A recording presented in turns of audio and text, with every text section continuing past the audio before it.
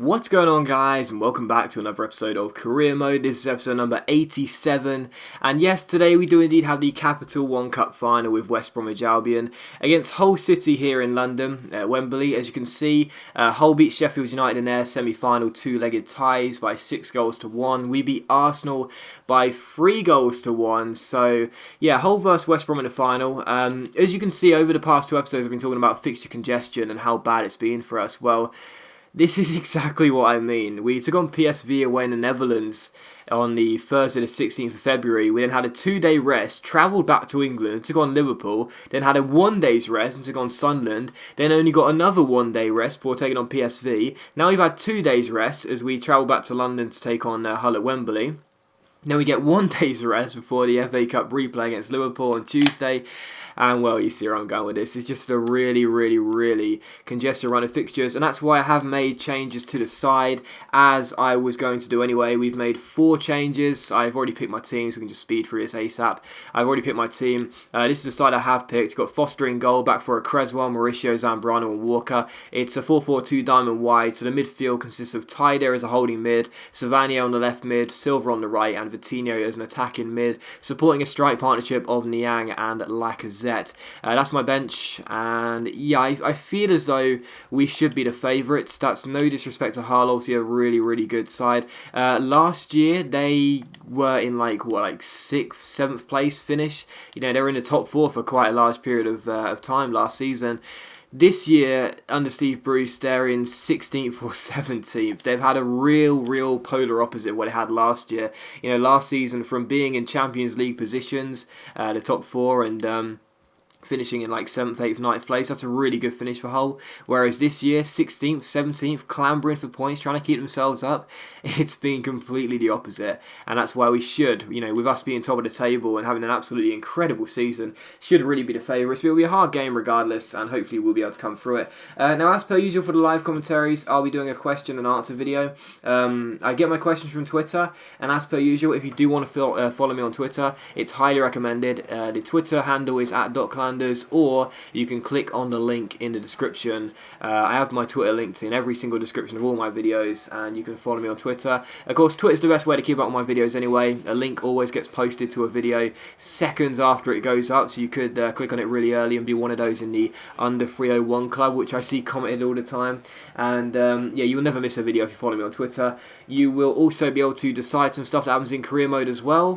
For example, my Twitter followers this season decided Granit Xhaka should be the player we signed on a pre-contract for next year ahead of Sandro and Dembele. I actually wanted Dembele, so you guys choosing Xhaka just goes to show you can make decisions, not me, which is good. And you can also ask me questions, as we're doing right now. So yeah, if you've got anything you really want to ask me, follow me on Twitter. Sometimes I'll ask for questions, or you can just ask randomly anyway. So there you go. So I'll try and get around to as many questions as possible, but as per usual, if I don't answer your question, don't take it to heart. It's just I get so many, and it's really hard to answer, you know, all of the ones I've favorited sometimes, you know. It's very hard to answer them all. And there you go, so don't take it personally, it's just the way it is. But still, going to get straight into the questions today, see how many I can get onto. And I actually want to answer this one first. It comes from a guy called Simon. And the reason I want to answer it first is because Simon has asked me, he says, when will you be stopping your West Bromwich Albion career mode and making a new series? I've read some comments over the past few episodes, and for a while now, past few weeks really, from people saying, you know, when are you ending this series and making a new one? The reality is, you know, majority of people that are asking those questions probably aren't long-term subs, and that's totally fine. You may not know, and you may not be familiar with me and how I run my career modes, how I run series, just how I operate on YouTube really. But any long-term sub will know and tell you this: I don't end career modes after like 2 or 3 seasons. I don't make like 50, 60 episodes and call it an end, just scrap it and knock it on the head. I try and make my career modes as long as possible. I like to get people engulfed in a series, and I have no plans to end it early. What can I say? Unless the save file corrupts, or I don't know, just I don't know really, but unless the save file corrupts or I get copyright infringements on every video, then no, the series will continue, because that's just how I work on YouTube, I guess. And what a lovely passing build-up, and Foster's forced into an early save there, but it was offside anyway. So yeah, to answer the first part of your question, this series is going to continue for a lot longer than it already is right now, because that's just how I operate on YouTube. But to answer the second part of your your question was, when are you making a new series? I've got the first episode of my new series coming out tonight. I've been doing and working on a new project for the past couple of weeks. Some of you may be aware of that. If you follow me on Twitter, you probably would be.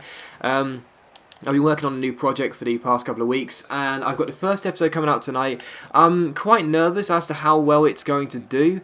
The reason being is because it's similar to things I do anyway, but it's also got some different changes, and I guess the best way to explain it is that it's similar, but it's also quite unique as well. As like I said, I should have put us 1-0 up there. I completely messed up that finish, didn't I? So yes, it's quite unique. Yet it's also quite similar, if that makes sense. And hopefully you'll enjoy it. It comes out tonight at 7:30 p.m. UK time. But this career mode won't end, by the way, if you're wondering. This career mode will still be the #1 priority on the channel. I'll still have at least one video every day, and there you go. Just thought I cleared up straight away, and I can't believe I missed that chance, man. Seriously, Foster, stay on your line, please. Oh, guys, that's Zambrano injured. Oh my god, my best centre-back's down, and whilst they're carrying on, we need to get the ball away. We're down to 10 men. Zambrano, block a shot, bruv. No, Mauricio, Foster, goal. Quinn scores, and we can't get it away. We had 10 men during that passage of play, and it's that ginger rapscallion Quinn, Stephen Quinn, who scores. It's a rebound goal for Hull. Oh man, playing with 10 men. I just tried and tried, but I couldn't do it, and Hull City take an early lead. That is such a pure frustration, but I'll take the blame. But it was unbelievably annoying how he couldn't get the ball away there. But still, the next question comes from Chase, and he says, if you had to describe your life in one quote, what would it be? I read this question and I was like, that's a really, really good one. I really wanted to answer it, but I couldn't really think of a quote that definitely sums up my life. But one which I really like, and I guess it could sum up my life, is it's a quote from a Nike commercial by Michael Jordan. Well, a commercial on Michael Jordan by Nike. And it's an awesome, awesome quote. And if I can find a link to it, I'll leave it in the description. You guys can watch the commercial. It's really simply made. It's really simple, but it's quite effective anyway. Makes you think. And basically, it's Michael Jordan, the greatest basketball player of all time, basically just narrating a commercial and saying about all the just talking about all the missed shots he's made, all the missed chances he's failed on, and so on and so forth.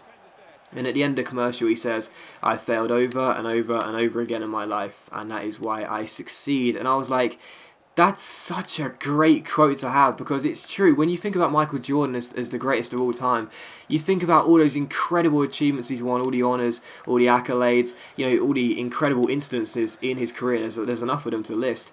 But you think about all the good things in his career, you rarely, oh my goodness, yes, we get a rebound goal ourselves, get in. You rarely think about all the failure he's had in his career, and he's had some, of course he has. He may be the greatest of all time, but he's still had his failure just like any other athlete and any other person. And it's the quote that makes you think, because you don't think about those times. When you think about Michael Jordan, you think about all the success, you don't think about the failure.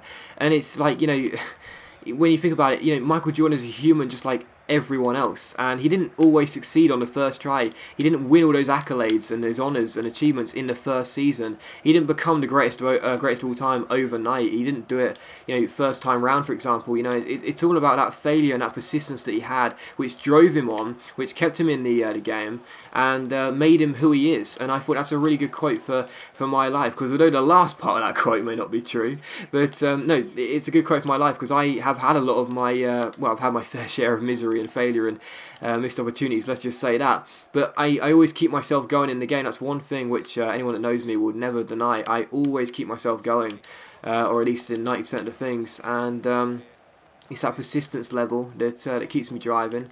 And yeah, everyone's going to have failure, but it's getting through that failure to get to the success. The real winners get through the failure in order to succeed and don't just give up. So I really like that quote, what can I say? And if I can leave a link to that, if I can find a link to the commercial, I'll leave a link to it. But so I sound like I've got a really weird throat right now, don't I? I hope that's not coming through on the mic. It sounds like I've got a really bad cough. Like I really need to cough. Yeah, I obviously don't. I'll cough anyway, just to clear it up if I had a really dodgy throat. But still, Harlow passing the ball around unbelievably well there, working the ball between the players really nicely. That's something I've got to be careful of, because I, as you guys know, drag my defenders out of position 90% of the time. So I'm going to have to make sure that I don't go ahead and drag them out when I need to keep them back, and hopefully we'll be able to defend a lot better in this game, as we did go 1-0 down so early. Next question comes from Matthias, and he says, how often do you go and see a football match? The answer to that question is, I'm going to go for goal with Niaga. You're going to try and drill it to that near post. The answer to that question is, right in the face. The answer to that question is, as much as my wallet will let me. I, as most of you know, don't earn a lot of money. Growing up, we weren't exactly financially well off, let's just say that. So football was always a luxury, and it still is. If I get to go to a football game, it's a real treat for me. It's not something which I can do every week, and I really do admire season ticket holders. Everyone, people that travel to all the away games and so on. I really admire that, but I don't even have the chance to do that. I really don't. So I'd say I go to like 6, hopefully sometimes 7 a season. Sometimes if I'm very tight with money and don't have much to spend, 5 or 4. But so far this year, I've been to 2. I've been to Watford away at the start of this month. Savannah, great chance, which we lost 3-1 despite taking an early lead. I went to Vicarage Road for that game, and in August I went to the Fulham game away at Craven Cottage. Always wanted to visit that stadium, so that was nice for me. We won that game 1-0. So I've been to 2 away games so far. I've got a game in December I've already booked tickets to, but I can't think of who it is. I want to say Middlesbrough. I don't think it is. We got a game anyway in December I'm going to, at the Den. I'm also going to the Birmingham away game in February if I can get tickets for it, which I should be able to. It's just a Tuesday night game, so I'll be going to that game as well. So that'll take my tally to 5 once February comes around. Maybe I'll go to a January game if I can afford one as well. I do really want to go to Wolves at Molineux last day of the season, but I don't think I'll get tickets for that. But yeah, the short answer is, as much as my wallet will allow me to, I'd like to go to more games, but I know it's a cop-out, but I genuinely don't have as much money as I would like, but I still go to quite a few a season, I'd say, for someone in my financial situation. And there you go. Anyway, next question comes from Evan, and he says, would you like to see safe standing brought to England, like in place in the Bundesliga? I really have no care one way or the other. It's such a passionate subject for some people. Like, I genuinely know some fans who are so up in arms about the fact we don't have safe standing in England. And it's like, does it really prohibit you from going to games? Does it really make your viewing pleasure and your day, the pleasure you get in the day from going to watch your football team play, does it really take it away, not being able to stand for 90 minutes? It just doesn't appeal to me, safe standing. Do you know what I mean? At the end of the day, 9 times out of 10 when you go to an away game, you're standing for 90 minutes anyway. And it's like, the home games, yeah, it depends on the club really, but most of the time you will be sitting for a large percentage of it. It's like, it doesn't make my viewing pleasure any less sitting rather than standing. Sometimes it's better, because when I'm standing, I'm 5'10", 5'11". Sometimes I'm standing behind someone's like 6'3", 6'4", 6'5", and it's hard to actually see over the top of them. So when you're sitting, it's not as much as a problem. So it just doesn't really appeal to me, safe standing. What can I say? So I'm not bothered. I mean, if it does come in, I'm not going to be like, oh, this is ridiculous, I don't want safe standing. But it doesn't bother me. What can I say? It doesn't affect me at all. If it comes in, which I think it will come in, because there's so much of a demand for it. So when safe standing does come in, which I'd imagine it will in the next couple of seasons, then fair enough. But otherwise, if it still stays out of English football for an extensive period of time, I'm not going to be bothered about it at all. Next question comes from Slivek, and he said, if you had the chance to visit one football stadium which isn't in the UK, to see the home team play, which would it be and why? To answer that question, I don't really know. I've always wanted to go to Paris to visit the Parc des Princes and watch PSG play. Oh, God, what a goal that would have been. I always wanted to go and watch Paris Saint-Germain at the Parc des Princes. So that would be very nice. And I wouldn't mind going to the Bernabeu to watch Real Madrid play, or the Camp Nou to watch... oh, wow, thank you, Aaron Cross. Well, just get in the way of my right-back shot there, Kyle Walker. He did that because he's not getting in the team enough. He's like, I'll show you, I'm going to not let you score in this game. But, yeah, I'd like to go to the Nou Camp to watch Barcelona as well. But the Azteca is one I'd really like to go and visit. I don't know why, but I'd really like to go and watch Club America play at the Azteca. I don't know why. But I'd like to visit the stadium, probably because it's one of the biggest football stadiums in the world. I think the capacity is like 105,000, 110,000, something like that. And it would be really it would just be like a coliseum being in it, it'd be amazing. But still, it's a great chance for Hull. Got to concentrate here. In comes the cross, and it's off the bar by Abel Hernandez. God, both teams had a lot of chances in this half. Still 1-1 though. So, yeah, probably Azteca, but mainly the one stadium I really want to visit is the Parc des Princes in Paris to watch PSG play. Taji says, what do you do in your spare time? I get this question quite a bit, and I usually don't answer it because Well, it's true. Everyone knows this. You can tell this by watching my videos alone. I'm quite a boring person, I really am. I'm not someone who, for example, just like you guys, I have my favourite YouTubers as well as you guys do. I love watching a few vloggers as well, and a few gaming YouTubers, and I like to find out more about the YouTubers that I really like, and they're my favourite ones.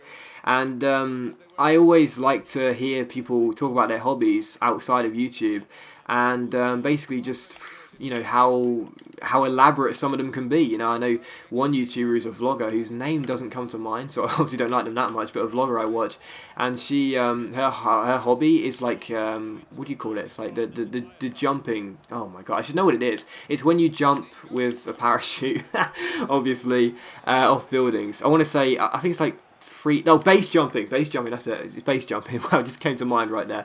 Base jumping, she loves base jumping. It's like a really elaborate, eccentric hobby, really, really interesting.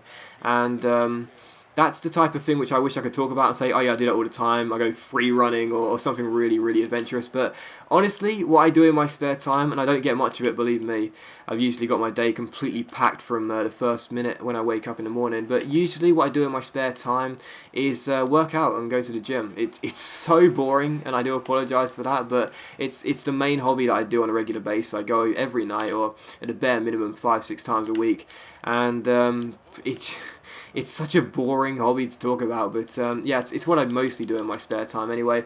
I also tend to go on fashion sites quite a bit as well. I've said it before, it's not a secret anymore. I really like women's fashion, so I like going on fashion sites, and I guess I'm really boring in that sense. I don't have anything majorly which takes up a lot of my spare time, which is really interesting, but yeah, that's about it really. I guess I could just say going to the gym, exercising and keeping shape. What a lovely pass with Zambrano's back there. Perfect ball. He wasn't even looking at the ball. He knew exactly what he was doing. Go on, Lacazette, run. You're onside there. You're onside. I know you're onside. And I messed it up. God damn. Should have Ronaldo chopped. When you're in that tight space there, Ronaldo chopping is never wise because it usually hits off the heels of the defender. Oh, Kyle Walker. Walker. Left foot. Oh, is it going in? No, keeper saved it. Next question comes from the 12th man. Excuse me. And he says, what opinion do you have on the MLS taking on a more European format with promotion and relegation and no drafts, etc., etc.? I actually think promotion and relegation, I don't watch the MLS, so if there are any changes taking effect, I don't know about them. But I actually think promotion and relegation would be good for the league. Now, I watch basketball as it's my my second favourite sport. I watch it every night. I absolutely love it. I guess it's something else I do in my spare time. I watch a lot of basketball and a lot of sport. But, well, just basketball and football really. But, yeah, I love basketball. I watch it every night. If I'm editing a late night video, the chances are I've got a stream on. That's a great finish. Very composed there. Got a stream on. I'm listening to the game, and I'll probably end up watching the last quarter or so whilst I'm rendering footage. And I've always thought that to make basketball in the NBA a lot more interesting and appealing to the neutral, and I guess the European fans if you will, is making it so there are promotions to and relegations from the NBA, because when you have teams late on in the regular season who are down the bottom end of their standings and the rankings, it's like they're not gonna make the playoffs. If they mathematically can't make the playoffs, then the games aren't going to be as interesting, I guess, for the fans or the neutrals watching the games or whatever else really. But if you had relegation from the NBA and from that franchise and from that league, it would make it so much more interesting for those clubs, because they'd have something to fight for, they'd have something to work for. And I think the same would happen in the MLS as well, because my understanding is, and I might be wrong because I don't watch the division, but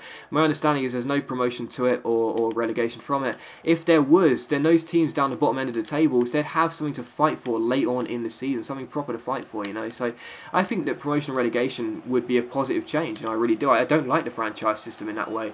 I would like to see some promotion to and relegation from those divisions, but it will never happen, obviously. But still, as for no drafts, I actually love drafts. I think drafts are great. I'd love to see some kind of draft system in the English football as well. I don't know how exactly you could operate it, but I like to try it at least, seeing young players go to sort of lower ranked teams, if you will, and getting developed a lot more and becoming valuable and a good asset for that club. But yeah, I'd like to see drafts actually in English football. I think that would be quite interesting. Not sure how you do it exactly, but yeah, there you go. I have no real problem with, oh my goodness, no real problem with the NBA. I do love it, but I'd definitely like to see those changes, promotion to and from and relegation from it. But still, was that really a penalty off Zambrano there? I honestly, that seemed like a perfectly fine challenge for me. I want to see that again. Not the best camera angle. No, he wins the ball first. No, that's not a penalty. I mean, maybe if he came through the back of him, but he won the ball first. He genuinely got inside of him. He put his body ahead of him. That's not a penalty, man. Anyway, next question comes from In Jose I Trust, and he says, "What is the most useful piece of advice you have ever received?"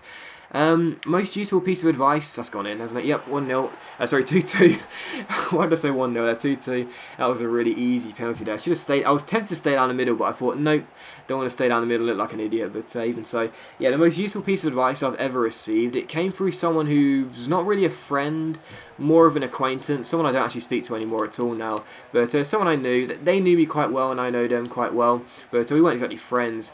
But I remember it came about as a throwaway comment, not really in response to anything. It's not like it was a disaster going on, and they sat me down and said, "Hey," and they gave me some real words of wisdom. It was just a really throwaway comment. I was basically just being really negative and pessimistic, glass half empty, as I always am, and whining and whinging and complaining as I always do. "Oh, this isn't fair. I'm not getting any luck, not getting any help. It's not fair. Seriously, everyone else gets better things than me," and so on and so forth.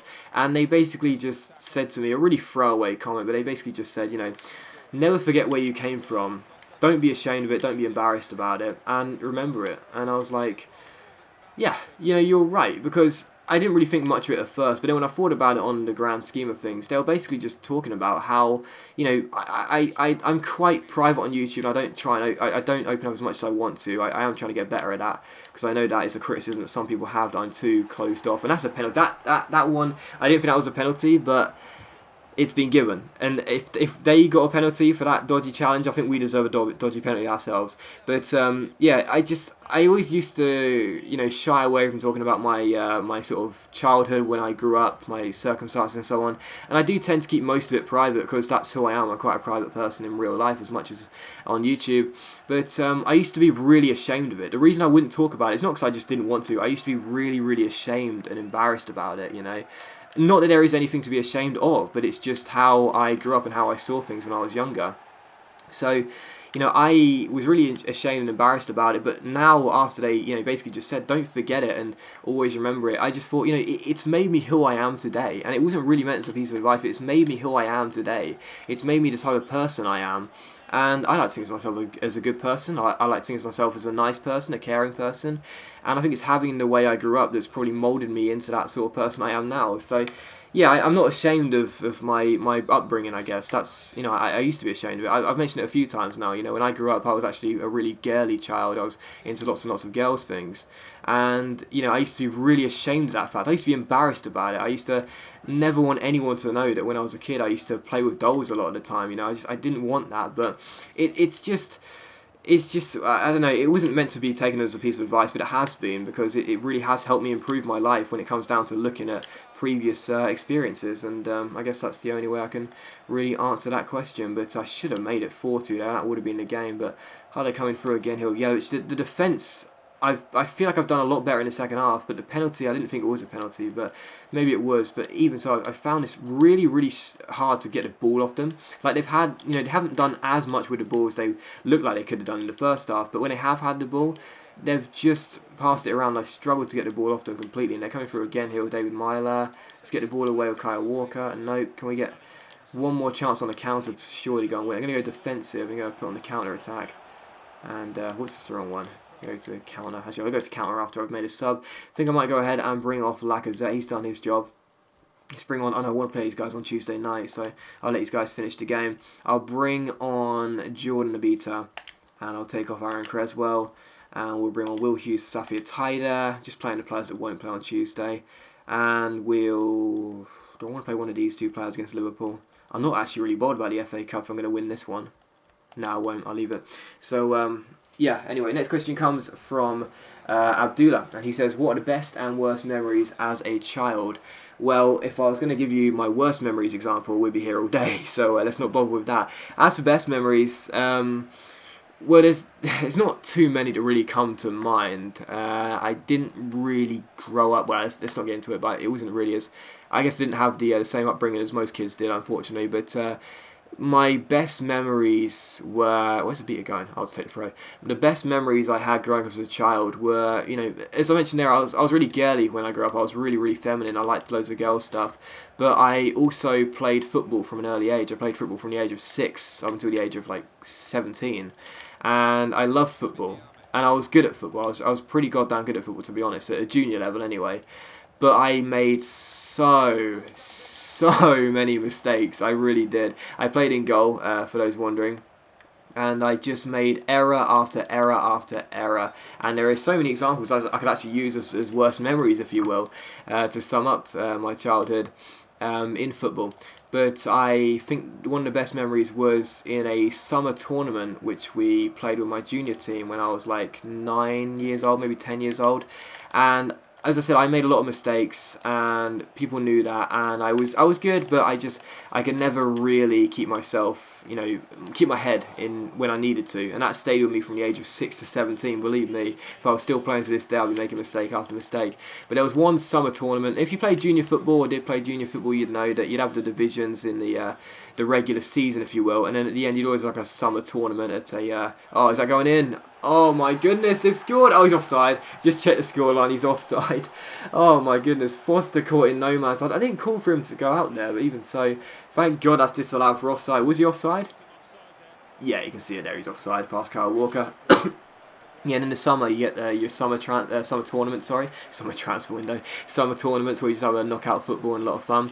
And in this tournament we played, I was having a really bad tournament. We were into the quarter-final stage, so we got out of our we had a mini group and we got out of that quite comfortably. But it's only because my friend who always played as our striker was so good, and he was just scoring goal after goal after goal, and I just kept on making mistakes and letting stupid goals go in because I'm just. As I said, I was quite a decent goalkeeper, but I made so many mistakes, and I just kept on making error after error. But in this game, it went to penalties in the quarterfinals, and I didn't really expect to save any. I don't think anyone would have expected me to save any the way I was feeling and playing. But I saved 3 out of the 5 penalties, and we obviously won the shootout mainly because of my penalty saving heroics even at that age, and we went through to the semi-finals, and it was just such a good moment for me because it was like I remember actually my dad.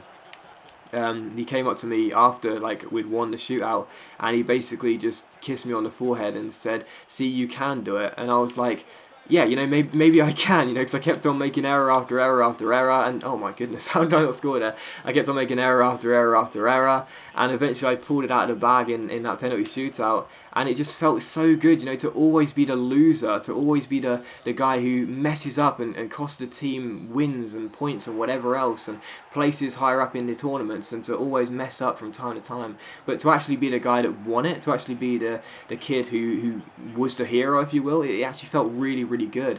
It was definitely one of my best memories. We lost the semi-final, although I didn't play badly in that one, I don't think.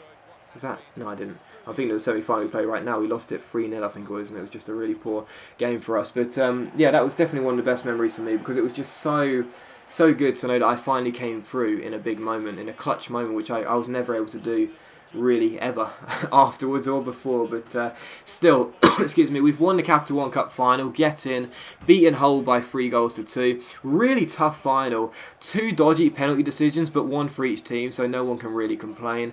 And yeah, I'm pleased we won that game. It was frustrating at times. They definitely won the possession battle, but I feel as though on the grand scheme of things we deserved to win. I feel as though we did play a little bit better than them, and that's why Ben Foster, our captain, is going to lift the trophy aloft. We've retained the trophy, we've won it for the second successive season, and that is fantastic stuff. So the FA Cup now does not bother me at all. We can go out on Tuesday night or go through, not going to care one way or the other. So we got the Capital One Cup secured. I really want to go far in the Europa League. We're into the round of 16 stage. Hopefully we can go all the way to the final, go one step further than last year when we reached the semis. And Sporting knocked us out. And in the league, of course, we're still top of the table. Can't see us winning it, but there's always that chance. So yeah, glad to at least get one trophy this year regardless of what happens, and I'm pleased we did come through. It was a difficult game, but we managed to come through with the win. The last question does actually come from Bacon Gamer. I'll get this one done really quickly. He says, this was discussed on the Midnight Hour, and I would like your opinion as well. What are your thoughts on the Poppy situation with James McLean? I read this question, and I know it's something which does divide opinion, and that's totally fine, but for me, you got to remember those men and women that fought in the Great War, that were part of that Great War, that were involved in that Great War in any way, fought for the freedom to choose not to wear that poppy if they so wish to. If they don't wish to do so? That's what I meant to say. So yeah, there you go. The poppy represents, not being not having to wear a poppy, not being forced to wear a poppy if they don't wish to do so. So yeah, I have literally no problem with James McLean not wearing a poppy. I wear a poppy, as I always do and always will. But if McLean, I'm pretty sure it isn't a new thing either. I'm pretty sure he did this 2 years ago when still at Sunderland. But yeah, if James McLean doesn't want to wear a poppy for whatever reason, he's well within his rights to do so, as I am also well within my rights to not wear a poppy. No, to wear a poppy. You know what I'm trying to say.